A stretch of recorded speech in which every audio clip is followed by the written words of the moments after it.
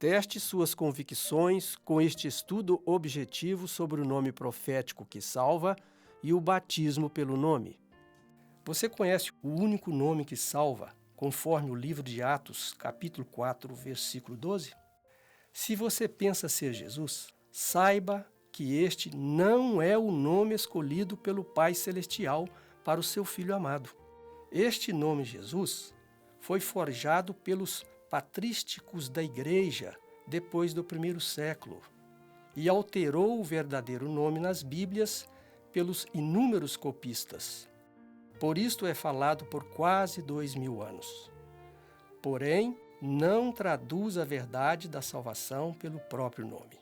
É sabido que Deus não conta o tempo da ignorância. Mas será que suas convicções estão coerentes com a verdade da salvação eterna? A Bíblia, em suas sagradas escrituras, apresenta palavras simples e diretas, dada aos simples de coração. Embora existam eruditos que complicam com suas erudições pessoais, a Bíblia é dada aos simples de coração, sem equívocos. Precisamos adorar a pessoa do Messias, certo com o seu nome correto, cuja tradução significa realmente a salvação de Deus, o Pai Celestial. E se você não atentar para o nome certo, correrá o sério risco de adorar o falso Messias que virá antes, com o nome falso, para enganar, se possível, os eleitos. Você crê na ressurreição e salvação dos justos, com a volta gloriosa do Messias muito em breve? Você sabe o verdadeiro nome do verdadeiro Messias e como ele voltará em glória? As melhores Bíblias apresentam o verdadeiro nome em hebraico, com seu significado claro do porquê do nome, como a Bíblia de Jerusalém, no Evangelho de Mateus capítulo 1, versículo 21, com nota explicativa ao pé da página. Você tem certeza de estar adorando como está determinado nos primeiros mandamentos de Deus, conforme Êxodo capítulo 20, versículo de 1 a 26? Você sabe que a verdadeira adoração aceitável por Deus passa necessariamente pelo verdadeiro nome que não pode ser negado, para que sejamos irrepreensíveis perante o juízo de Deus? Se você nunca atentou para estas simples questões na sua sinceridade e tem certeza e inteireza de fé na gloriosa volta do Messias muito em breve, então você precisa saber o que a Bíblia diz. E em nenhum outro há salvação, porque também debaixo do céu nenhum outro nome há, dado entre os homens pelo qual devamos ser salvos. Atos 4, 12. Porque há um só Deus e um só mediador entre Deus e os homens, Cristo Jesus, homem. 1 Timóteo 2, 5.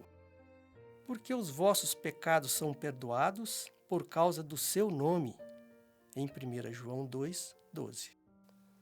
Mas se você tem dúvidas ou não se sente realmente conhecedor e preparado de algumas dessas questões, então você precisa investir um tempo precioso para assistir este vídeo em duas partes, que trata do verdadeiro nome que salva e do batismo pelo nome.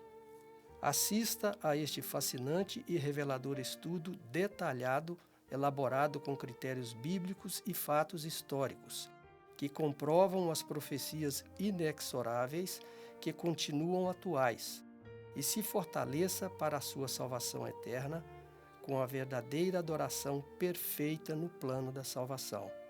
Não se prive da verdade enquanto ainda existe um breve tempo para este conhecimento extremamente importante. Vamos iniciar com uma breve oração.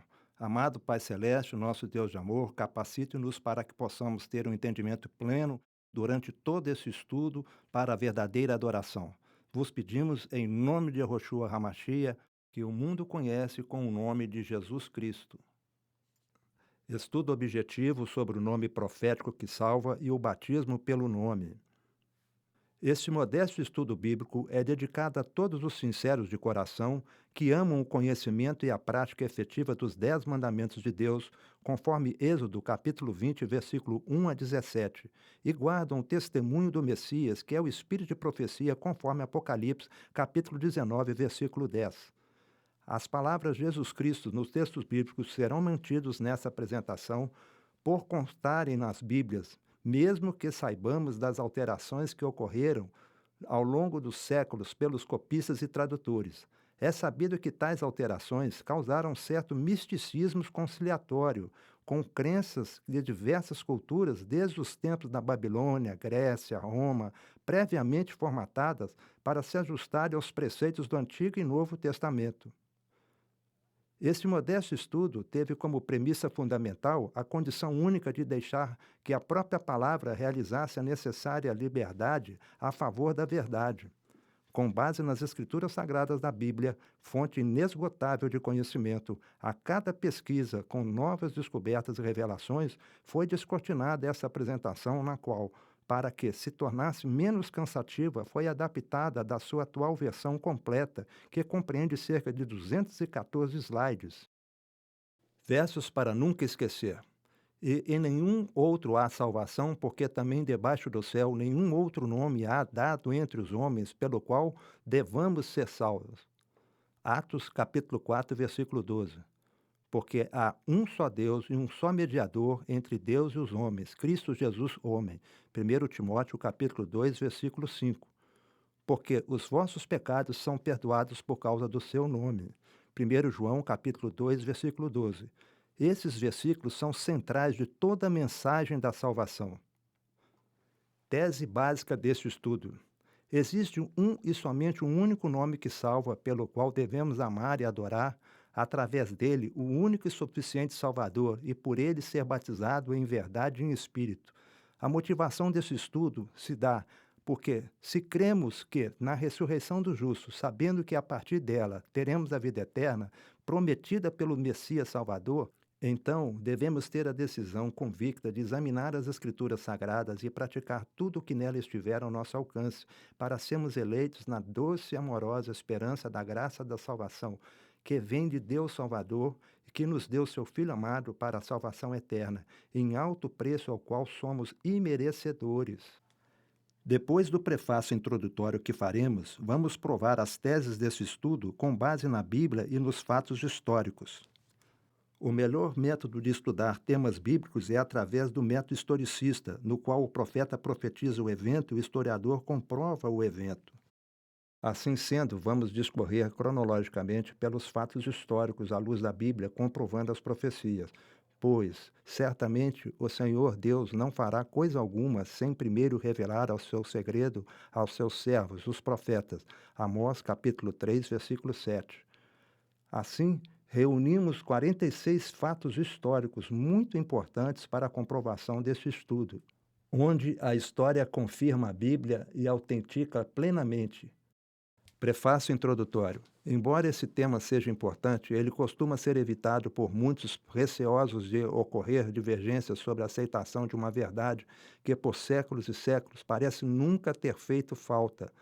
A percepção de que esse conhecimento da verdade nunca fez falta ocorre certamente porque a verdade foi substituída por um engano milenar, gerando secular crença consuetudinária, que significa advindo pelo costume. A razão precípua desse engano passa pela falta de exame detalhado para o perfeito e desejável conhecimento das Sagradas Escrituras, desde os primeiros versículos dos primeiros livros do Antigo Testamento até centenas de comprovações encontradas nos versículos de todos os livros do Novo Testamento. Apesar das centenas de alterações feitas com a substituição do nome pelos dedicados copistas do Novo Testamento, preocupados em atender às demandas da expansão inexorável do chamado cristianismo desde a sua origem, a verdade absoluta da parte do Altíssimo sempre esteve e estará presente e pronta para desfazer de todo e qualquer engano das chamadas verdades relativas por parte dos falíveis seres humanos, por mais leves que possam ser consideradas. Pois todo engano traz consequências as quais podem ser fatais a ponto de gerar discussões acaloradas, com alto risco de fanatismo, provocando cismas e divisões, onde os exigíveis critérios de exames de fatos históricos tácitos e explícitos passam a não ser considerados. A revelação da importância do nome é o motivo principal desse modesto trabalho, que tem como tese tratar biblicamente do único nome que salva, o batismo pelo verdadeiro nome. A importância do nome poderá não ser aceita de imediato por todos que se dedicarem a estudá-la. Em paralelo a esse fato, ocorrem grandes eventos em escala mundial, com uma notória e propalada onda de crises, a tal ponto que tudo parece conduzir como solução a uma indicação de poder mundial, controlador, chefiado por um só governo, com um só líder, cujo nome permanece estrategicamente reservado. Essa é a própria nova ordem mundial, articulada por líderes políticos e religiosos mundiais em grandes eventos divulgados com alarde na mídia, precedidos por crises estrategicamente criadas para assim justificar as decisões forçadas que, provavelmente desde 1776, tentam impor ao mundo globalizado, como está na nota de $1 americano. Mas também tudo isso acontece justamente concomitantemente com os últimos dias proféticos do tempo do fim, onde o verdadeiro maior evento e mais aguardado pelo menos 2000 anos ocorrerá, a volta gloriosa do Messias ao lado do seu Pai, com toda a hoste angélica, como está em Mateus capítulo 24, versículo 30 a 31, e Mateus capítulo 26, versículo 64. Este é, sem dúvidas, o evento mais esperado por toda a humanidade, tão cansada de sofrer as consequências de seus pecados. A volta gloriosa do Messias ao lado do seu Pai Altíssimo, Todo-Poderoso, com toda a hoste angélica, nós podemos conferir em Mateus capítulo 24, versículo 30 e 31. Então aparecerá no céu o sinal do Filho do Homem, e todas as tribos da terra se lamentarão, e verão o Filho do Homem vindo sobre as nuvens do céu com poder e grande glória. E enviará os seus anjos com grande clamor de trombeta, e ajuntarão os seus eleitos desde os 4 ventos, de uma extremidade à outra dos céus. Mateus 26, 64, nós encontramos: Disse-lhes Jesus: Tu o dissestes, digo-vos, porém, que de agora em diante vereis o Filho do Homem assentado à direita do poder e vindo sobre as nuvens dos céus. Quanto aos pecados, somente o arrependimento sincero trará o verdadeiro entendimento e a verdadeira aceitação do sacrifício vicário gratuito do Messias, o verdadeiro e único Messias que cumpriu a sua valorosa missão terrena no primeiro século da chamada Era Comum, EC, também referida com as letras DC, aludido ao tempo dividido como DC depois de Cristo, pelos critérios que este costume do erro trouxe ao engano, até certamente os dias de hoje, pode-se compreender que seria o ponto de cisma e divisão, porque deve contrariar, em parte, o propalado e grande movimento ecumênico de união das igrejas na aludida nova ordem mundial pelos líderes governantes, os que detêm em curtíssimo tempo os poderes deste já agonizante mundo. Todas as igrejas ditas cristãs têm formatadas por séculos um nome comum associado à salvação. Porém, trata-se de um nome registrado com maior ênfase a partir de 3 séculos após o registro do primeiro único nome sagrado e original. Esse movimento mundial perigosamente surge como contrafacção ao verdadeiro, à volta gloriosa do Messias. Assim, o grande engano será imposto por leis, a lei dominical e a lei de morte, Apocalipse capítulo 13, versículo 15, para todos os que não aceitarem o engano em todos os países, tribos, línguas e nações. Será a última prova de perseverança dos santos, para que não ocorra a queda dos escolhidos remanescentes fiéis. O grande engano será imposto por leis de falsa adoração, a lei dominical e a lei de morte. Apocalipse capítulo 13, versículo 15. E foi-lhe concedido que desse espírito à imagem da besta, para que também a imagem da besta falasse e fizesse que fossem mortos todos os que não adorassem a imagem da besta. Esse engano também envolve a questão do nome de adoração para simular uma volta gloriosa de um falso Messias, trazendo por si mesmo o falso nome, já aceito por séculos e séculos, com a inserção em centenas de versículos no Novo Testamento. Assim, este estudo tem por objetivo atentar ao valor profético da grande e vital importância que o nome encerra para a verdadeira adoração, como também por ser um único nome que, pelo assim diz o Senhor, quanto à desejável salvação eterna. Desde os tempos do Éden, a adoração é comprovada pela obediência, e justamente no tempo do fim não será diferente, pois Deus é o Senhor e não muda. Esse engano também envolve a questão do nome de adoração para simular uma volta gloriosa de um falso Messias, trazendo por si mesmo um falso nome. Como está em Apocalipse 14, 9 e 10, nós vamos conferir agora.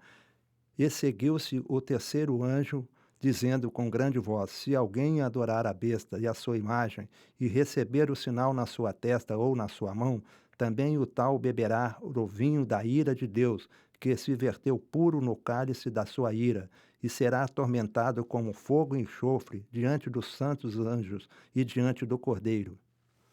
Embora com breves comentários, não se utiliza aqui os atuais tratados semânticos, conhecimentos de semiologia, transliterações possíveis a partir do hebraico, aramaico, grego, latim, que têm dividido instituições e grupos religiosos bem intencionados em suas defesas. Esse tem sido um fato recorrente e não se trata de julgar a idoneidade dos que debruçam e se dedicam ao estudo da origem do nome em si. Muito pelo contrário, são irmãos de grande valor no esforço em busca da verdade. Entretanto, a questão torna-se simples com todo o esforço de pesquisa da parte diretamente dos escritos bíblicos, associados aos fatos e contextos históricos de fontes isentas nos registros dos historiadores e até enciclopedistas, e segue uma lógica cronológica natural na ordem dos fatos. De tudo o que foi explicado até aqui no prefácio introdutório, vamos agora apresentar os fatos históricos que comprovam esse estudo em sua autenticidade. Fato histórico número 1, o nome e a perseguição aos discípulos. O ponto de partida aqui que se tem como base de referência é simplesmente a palavra profética bíblica relacionada com o nome e a perseguição aos discípulos, que, obedientes ao Salvador, amaram o seu nome original. Por esse nome original, morreram na defesa pura do Evangelho eterno, do glorioso reino a ser restaurado para todas as criaturas humanas. Sim, esse estudo é dedicado a todas as criaturas humanas remanescentes e fiéis, que, com grande alegria, amam o verdadeiro nome com seu significado real, guardam obedecendo os mandamentos de Deus e mantêm em suas mentes e corações o verdadeiro testemunho do verdadeiro Messias que veio no primeiro século. O primeiro mártir por defender o verdadeiro nome foi Estevão, que teve a sua morte com o consentimento de Paulo, antes da sua conversão no caminho de Damasco, em busca de outros que também haviam aceitado o Messias com seu verdadeiro nome. Rejeição final. E lançando-o fora da cidade, apedrejaram Estevão. Naquele dia, levantou-se grande perseguição contra a igreja em Jerusalém, e todos, exceto os apóstolos, foram dispersos pelas regiões da Judéia, Samaria. Isso está no livro de Atos, capítulo 7, versículos 58 a 60 e Atos 8, versículo 1. Fato histórico número 2. A profecia do perigo de defender o nome. Existem várias motivações despertadas para esse estudo. Dentre elas, temos uma profecia duplamente mencionada pelo Messias, muito preocupado com a especial, relatada por suas próprias palavras, que explicam a questão desde o primeiro século para os dias de hoje. Ela está registrada no versículo 22 do capítulo 10 do Evangelho de Mateus, com detalhes específicos para os seus discípulos e também para os discípulos do templo do fim, envolvendo todas as nações. Em Mateus 24, versículo 9, quando o Messias profetizou confirmando a perseguição por causa do nome. Eles deveriam se precaver ao que lhes sobreviveriam em tempos difíceis, ainda no primeiro século, posteriores à missão terrena do Messias. No capítulo 24, para a surpresa de seus discípulos, inicia com fortes advertências a respeito da destruição do templo de Jerusalém. Assim entendemos que seria para tempos posteriores aos discípulos, a partir do primeiro século. Mas, em paralelo profético, trata-se também da segunda vinda do Messias, relatando fatos que antecederão o seu retorno. Ao citar os fatos mencionados por ele como sendo o princípio das dores, em Mateus 24, 9, encontramos: existe uma preocupante e muito especial profecia do Messias para os demais discípulos que continuariam a pregar o evangelho eterno do reino de Deus até os nossos dias. Em Mateus 24:9 encontramos: Então vos hão de entregar para seres atormentados, e matar-vos-ão, e sereis odiados por todas as nações por causa do meu nome. Agora, qual o nome? Mas por que o nome? Isso nós vamos discorrer daqui a pouco, na sequência. Então vos hão de entregar para seres atormentados, e matar-vos-ão, e sereis odiados por todas as nações por causa do meu nome. Mateus 24:9. Que situações ocorreriam a partir do primeiro século, se propagando até o tempo do fim? Vamos continuar em Mateus, capítulo 24, versículo 10 a 13.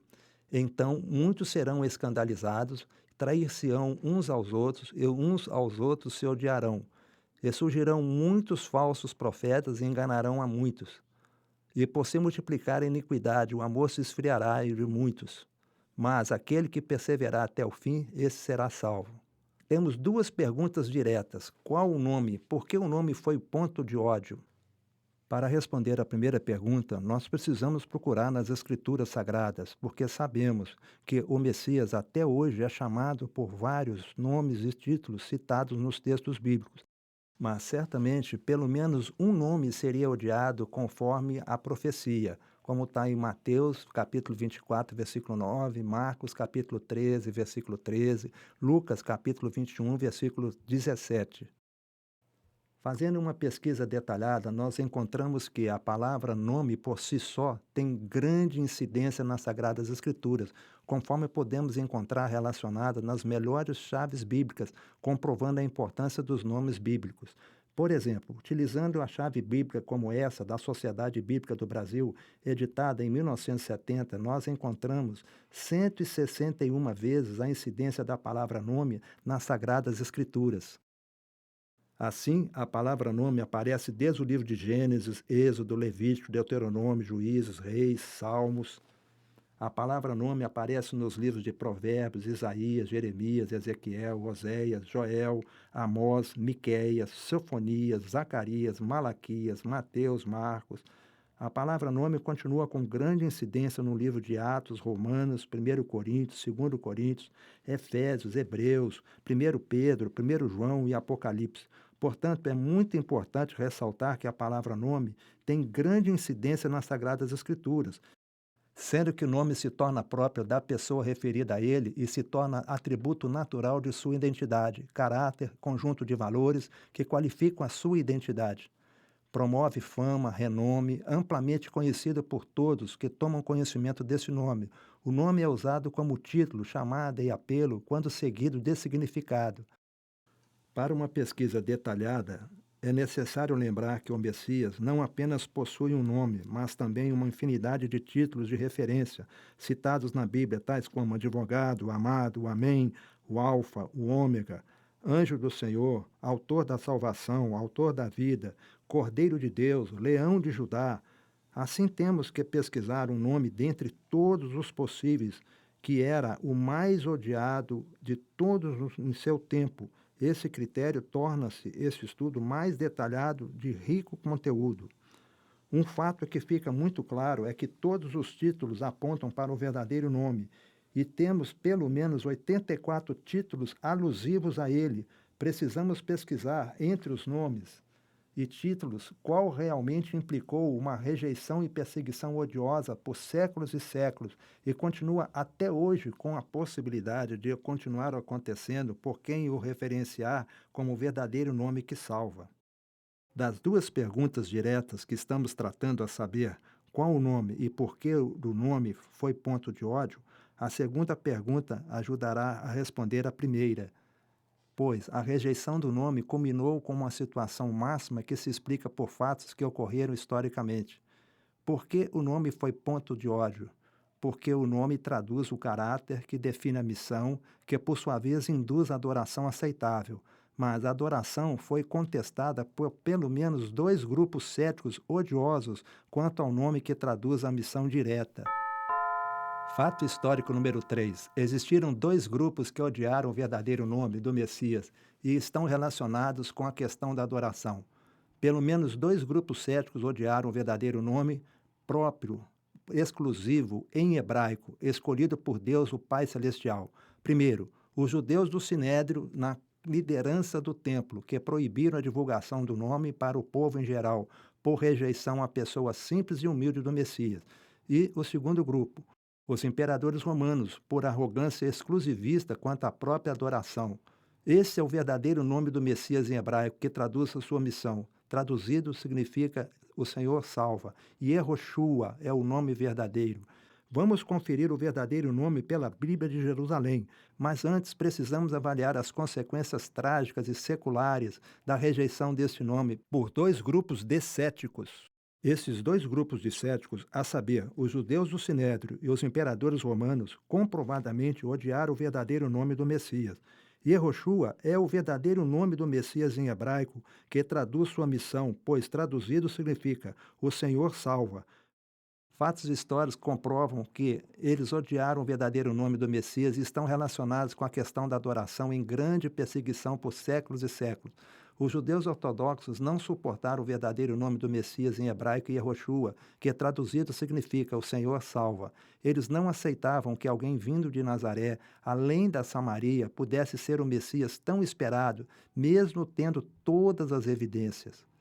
Os judeus doutores do templo, os escribas da lei, esperavam o Messias de uma linhagem real, mas que, além de rei, seria como Davi, um libertador de Israel da servidão do Império Romano, invasor de suas próprias terras, oprimindo com impostos para sustentar as idolatrias dos imperadores Césares de Roma.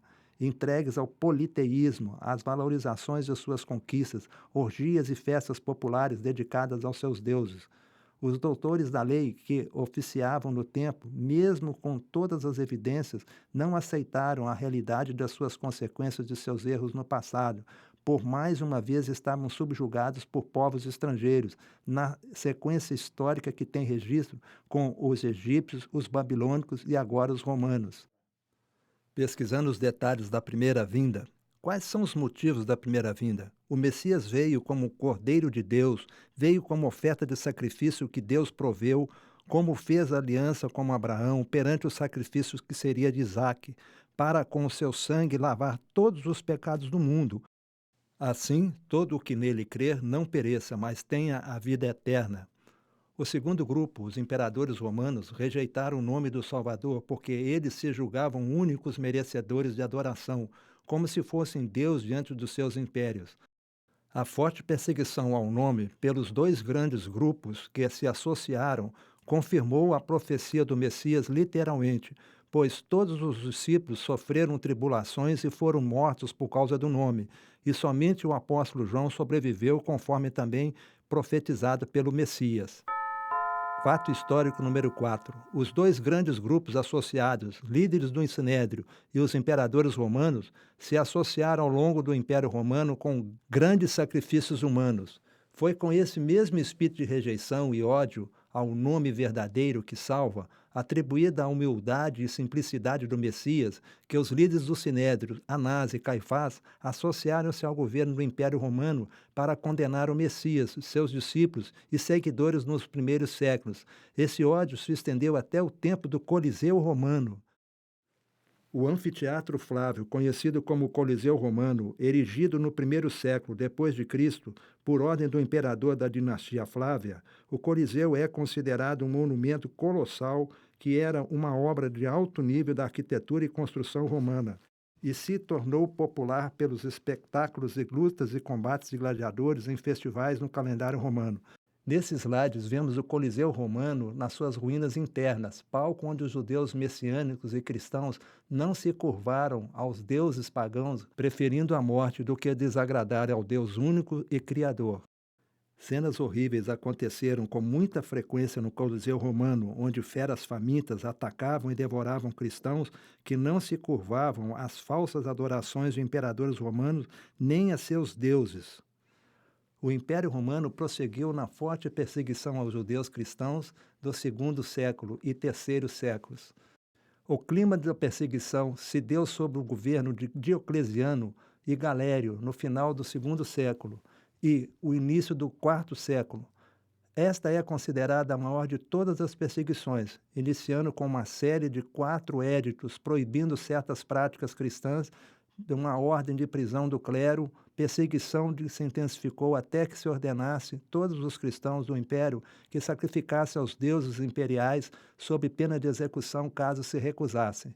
A religião na Roma antiga caracterizou-se pelo politeísmo, com elementos que combinaram influências de diversos cultos ao longo da sua história.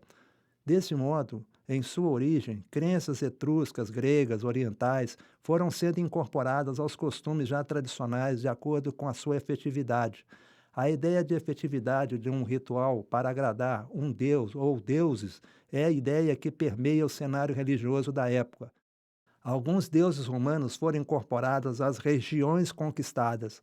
O Estado romano propagava uma religião oficial que prestava culto aos grandes deuses, como o exemplo Júpiter, pai dos deuses, Marte, deus da guerra, Minerva, deusa da sabedoria e da justiça. Em honra desses deuses, eram realizados festivais, jogos, sacrifícios e outras cerimônias. Nesses slides, vemos uma tela de Jean Leon Gérôme. Vemos os cristãos na arena em sua última oração antes de serem atacados pelas feras famintas e em todo o perímetro da arena, tochas humanas de cristãos crucificados ardendo ao fogo, num retrato da crueldade impressionante dos terríveis imperadores romanos. Cenas de extrema maldade eram apresentadas todos os dias no Coliseu Romano. Cristãos orando sem nenhuma proteção física, rodeados por feras famintas, prestes a atacar, enquanto outros nas cruzes eram queimados. Cenas que ficaram registradas por pintores e historiadores, sendo difícil de acreditar que tal crueldade pudesse um dia ter ocorrido com a anuência de imperadores que dominavam grande extensão territorial, sobrepujando com maldades terríveis as pessoas inocentes que não se curvavam aos imperadores nem a seus deuses. Uma cruz existe até os dias de hoje no Coliseu Romano, lembrando o horrendo palco do sacrifício dos judeus messiânicos e cristãos gentios, convertidos no segundo século, depois de Cristo. No período profético do cavalo vermelho que conhecemos nas profecias do Apocalipse.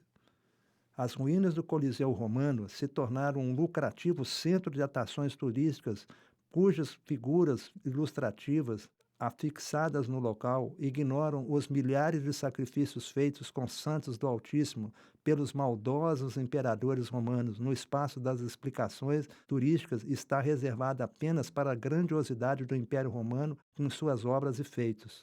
É estarrecedora a tremenda maldade de fatos históricos comprovam que a ação maldosa dos imperadores romanos que odiaram os cristãos por não se curvarem aos deuses pagãos, nem a pretensa glória dos imperadores romanos. Esse ódio dos líderes judeus, originalmente, quanto ao nome para o Messias, foi propagado e alimentado por séculos também contra o povo judeu pelo Império Romano paganizado, a partir do imperador Constantino. O paganismo romano se revestiu de um sincretismo religioso, com a fusão entre o paganismo e o cristianismo. Assim, os dois polos de perseguição originais se fundiram.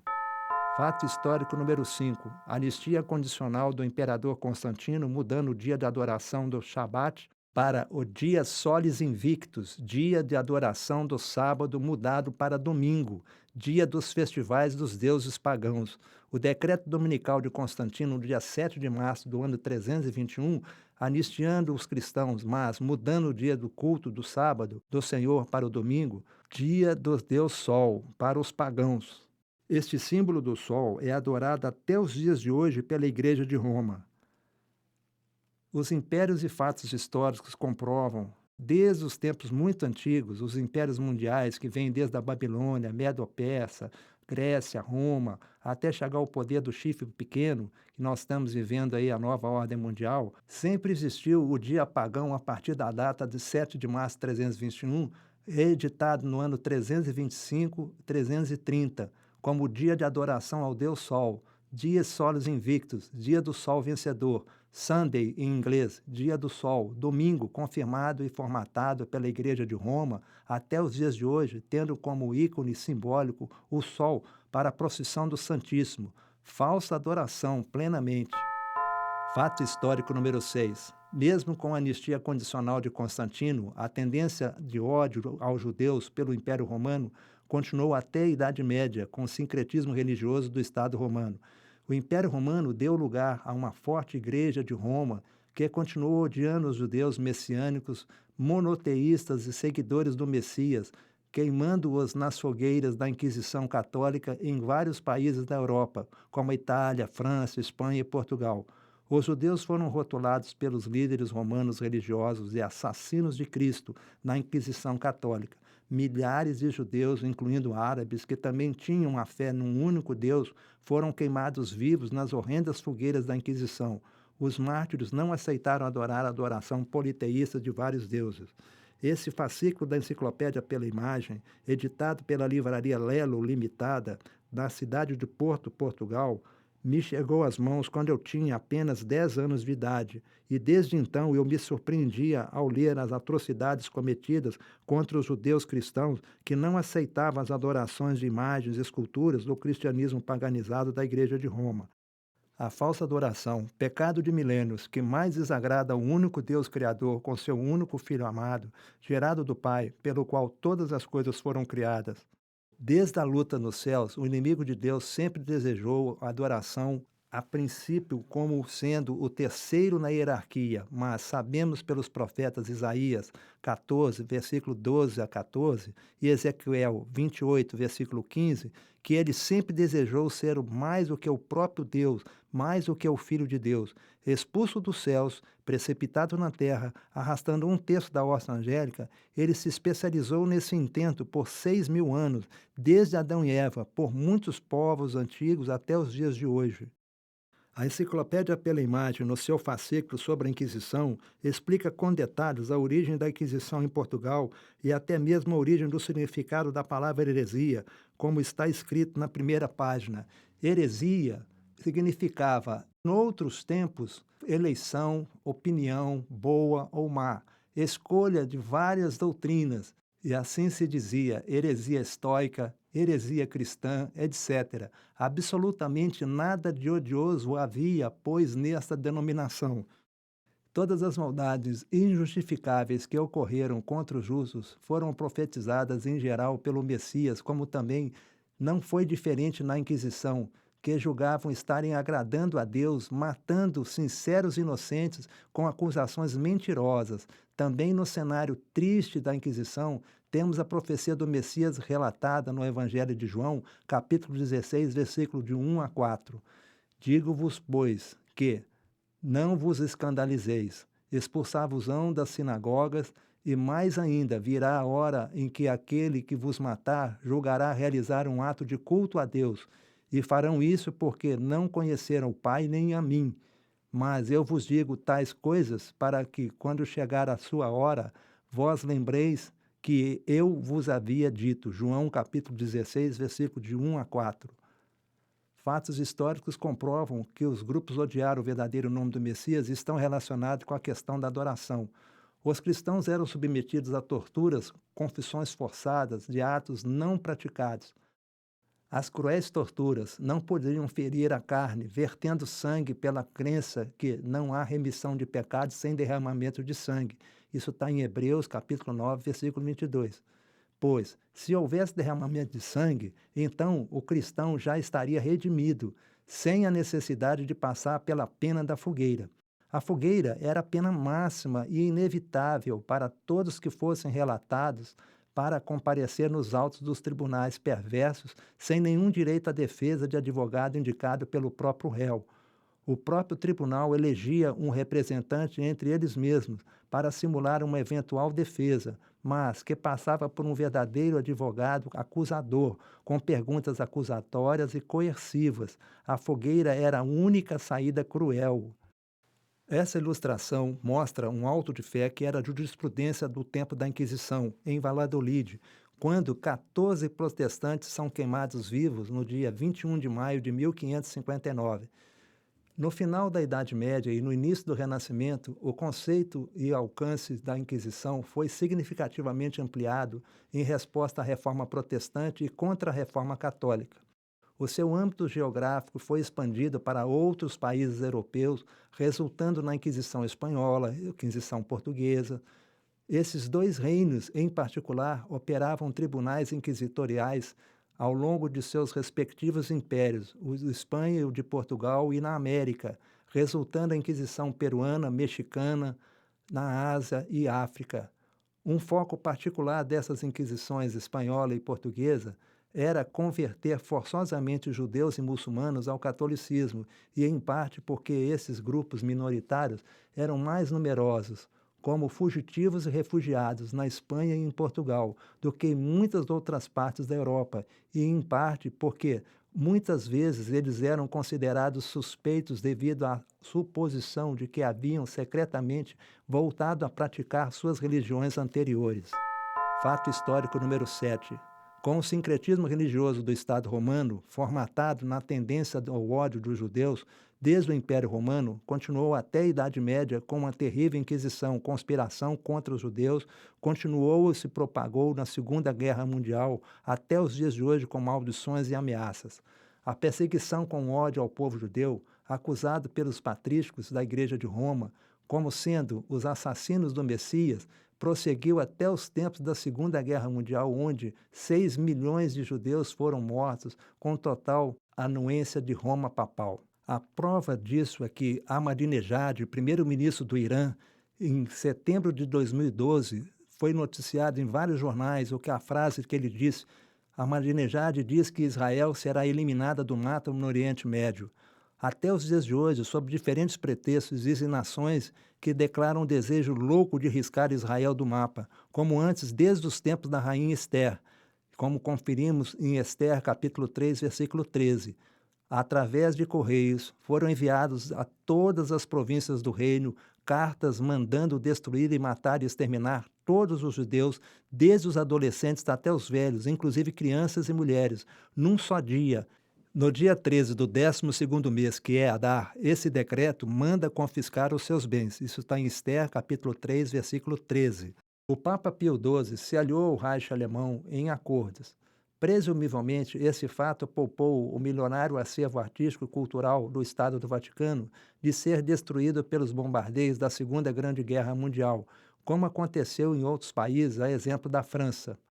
Nesses slides vemos a saudação nazista do grito Heil Hitler, que comprova o acesso comum e conivente com o Reich alemão. O Estado do Vaticano esteve conivente com o poder do nazismo alemão, enquanto cerca de 6 milhões de judeus eram mortos em fuzilamentos, câmaras de gás, nos campos de concentração. Fato histórico número 8. O nome odiado foi escolhido pelo Pai Celestial e revelado a José. Fonte da Bíblia de Jerusalém vai comprovar claramente o que vamos agora explicar. Na Bíblia de Jerusalém, capítulo 1 de Mateus, versículo 21, nós encontramos: Ela dará luz ao filho e tu o chamarás com o nome de Jesus, pois ele salvará o seu povo dos seus pecados. E tudo isso aconteceu para que se cumprisse o que o Senhor havia dito pelo profeta. Esse profeta nós entendemos ser Daniel, capítulo 9, versículo 25 a 27. A profecia de Daniel 9, 25 a 27 relata os tempos da primeira vinda e morte do Messias com precisão. Fica sabendo, pois, e compreende isso, desde a promulgação do decreto sobre o retorno e reconstrução de Jerusalém até um príncipe ungido, haverá 7 semanas. Durante as 62 semanas serão novamente construídas praças e muralhas, embora em tempos calamitosos. Depois das 62 semanas, um ungido será eliminado, embora ele não tenha. A Bíblia de Jerusalém deixou isso em aberto e falta uma palavra. Ela sugere que seja pecado. Então ficaria, embora ele não tenha pecado. E a cidade e o santuário serão destruídos por um príncipe que virá. Seu fim será no cataclismo e até o fim a guerra e desolações decretadas. Ele confirmará uma aliança com muitos durante 1 semana e pelo tempo de meia semana fará cessar o sacrifício e a oblação. E sobre a nave do templo estará a abominação da desolação até o fim, até o termo fixado para o desolador. Considerando o critério cada dia por um ano, com a profecia de Daniel 9, podemos traçar o diagrama dos 5 tempos de Daniel, de Babilônia até o tempo do fim, a partir das 70 semanas, onde temos 7 semanas e mais 62 semanas, totalizando 69 semanas, sendo que, na última semana, no meio dela, seria morto um ungido, que faria aliança por 1 semana com seu povo. Do mesmo início, a partir do decreto para restaurar e edificar a cidade, associando a outra profecia de Daniel 8,14, chegamos ao início do tempo do fim, isto é, no tempo atual de Laodiceia, conforme as 7 cartas do livro do Apocalipse. Além das profecias de Daniel, existem centenas de outras profecias no Antigo Testamento, sendo cumpridas literalmente no Novo Testamento. Podemos enumerar pelo menos cerca de 365 profecias messiânicas. Vamos dar um zoom para comentarmos algumas com precisão profética. A primeira profecia está no livro de Gênesis, capítulo 3, versículo 15, onde a semente da mulher iria esmagar a cabeça da serpente, Satanás. O livro de Gênesis apresenta muitas outras, como o livro do Êxodo, Levíticos, assim também como no livro de Números, Deuteronômio, Ruth, Samuel, Reis, Crônicas, o livro de Jó. No livro de Salmos, temos inúmeras notáveis profecias também, com muitos detalhes da primeira vinda do Messias. Temos salmos e mais salmos profetizando a vinda do Messias. O livro de Salmos apresenta detalhes preciosos, até mesmo do caráter de fidelidade do Messias, da sua obra, de seus títulos como filho de Davi, filho do homem, semente de Davi, detalha seu caráter compassivo, misericordioso e justo, tudo de modo claro e simples. Também o profeta Isaías foi um dos que mais escreveu sobre a vinda do Messias. Isaías profetizou que o Messias viria para salvar, que viria como um pastor compassivo, doador da vida, como servo fiel, manso, humilde, como um único Salvador. É impressionante a riqueza de detalhes nas profecias messiânicas, como em Isaías profetizou que o Messias viria como um homem comum, que seria menosprezado, que seria morto com seu sangue para fazer expiação por todos os pecados, que ele iria crescer de uma família pobre, mas seu sacrifício proporcionaria paz entre os homens e Deus. Desde as notáveis profecias de Isaías, podemos destacar o capítulo 59, que ele viria para prover salvação, que seria intercessor entre Deus e o homem. Além das profecias de Isaías, temos Jeremias, Ezequiel, todos profetizando sobre o Messias, e todas essas profecias se cumpriram no Novo Testamento. Além de Daniel, que já citamos, temos ainda o profeta Oséias, Joel, Ageu, Ezequiel, Amós, Rabacuque, Zacarias, mas Miqueias precisou claramente onde seria o nascimento do Messias. E tu, Belém Eufrata, pequena demais para figurar como grupo de milhares de Judá, que de ti me sairá o que há de reinar em Israel, e cujas origens são desde os tempos antigos, desde os dias da eternidade. Isso está no livro de Miqueias, capítulo 5, versículo 2.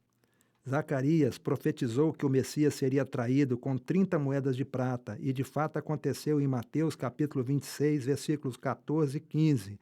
Malaquias profetizou que o Messias seria mensageiro de nova aliança, se cumprindo em Lucas capítulo 4, versículo 43. Assim, temos a certeza comprovada quanto à importância da investigação do nome para os cumprimentos proféticos do Novo Testamento, que atestam a veracidade bíblica com segurança para as demais profecias do Antigo Testamento, que estão se cumprindo e ainda por serem cumpridas até a volta gloriosa do Messias. Fato histórico número 9. O nome odiado foi escolhido pelo Pai e o Pai explica o nome. Como vimos em Mateus, capítulo 1, versículo 21, nós temos a explicação do porquê do nome, porque salvará o seu povo dos pecados. E na sequência, Deus também explica, através do anjo, que diz à Virgem a seguinte frase: eis que a Virgem concederá e dará luz ao filho e chamarão com o nome Emanuel. Ele explica também como o filho seria aclamado pelo seu povo. Fato histórico número 10. Mateus escreveu em hebraico e a Bíblia indica a troca do nome ao pé da página, pois o nome Jesus não originou no primeiro século. A Bíblia de Jerusalém, de forma fiel e notória, mostra claramente no texto de Mateus 1:21, indicado por uma letra F no pé da página, que o nome foi dado no original em hebraico, sendo Yehoshua, que traduzido significa Yahvé salva, explicando Tácito explicitamente que a tradução do nome revela o porquê do nome em sua missão de salvação do seu povo, dos seus pecados. Assim, fica claro que o nome original foi trocado, pois, como era o nome odiado pelos inimigos de Deus, as Bíblias, a partir das primeiras impressões, já mantiveram o nome falso de Jesus sem nenhuma tradução para a salvação, pois foi alterado o verdadeiro significado a partir do hebraico, para um nome comum sem relevância original, sendo repetido por séculos e séculos de erro nas Bíblias, como se fosse o nome verdadeiro. Fato histórico número 11.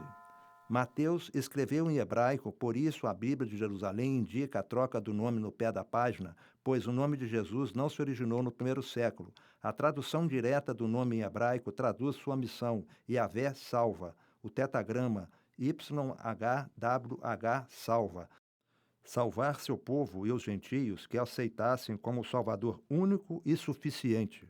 O nome Jesus, que substituiu o nome verdadeiro em hebraico, Yehoshua, que significa Yahvé salva, passou a vigorar por séculos e séculos, escondendo o verdadeiro nome glorioso, que salva. Mas, felizmente, as Bíblias fiéis, como a Bíblia Católica de Jerusalém, não deixam passar esse fato histórico e profético desapercebido. Portanto, fatos históricos que comprovam a Bíblia de Jerusalém quanto à troca do nome no pé da página, pois o nome Jesus não se originou no primeiro século. Fato histórico número 12. Mateus escreveu em hebraico, fato sustentado desde Flávio Joséfo até os dias de hoje por historiadores e editores de Bíblia. Fato histórico número 13. Mateus, escrevendo em hebraico, se referiu ao nome em hebraico verdadeiro e original, Yehoshua, Yahvé salva. O tetragrama YHWH, Yahvé que salva. Fato histórico número 14. Maria e José, obedientes a Deus, chamaram seu filho pelo nome original Yehoshua, revelado por Deus através do anjo a José. Fato histórico número 15.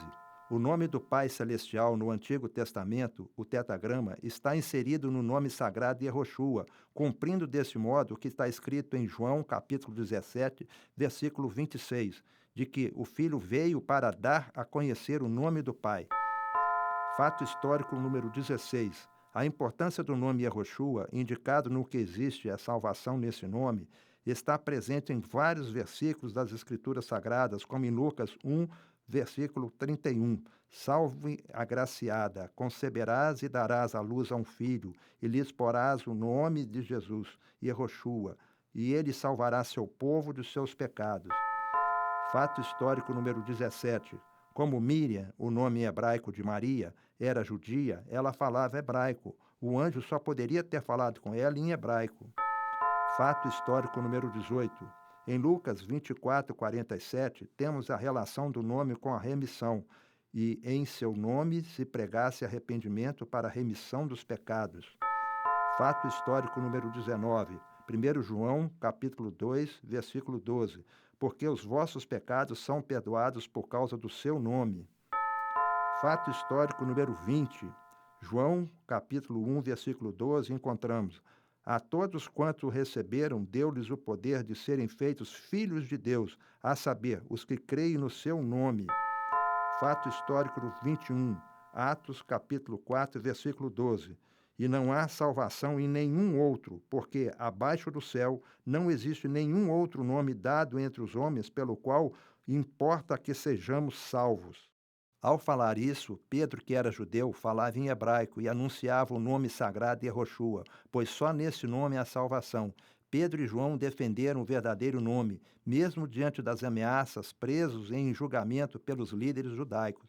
Os líderes do Sinédrio proibiram a divulgação do nome verdadeiro como nome sagrado e próprio de um Messias, por ele ser diferente do que eles imaginavam ser necessário para Israel, ser liberto do jugo opressor do Império Romano.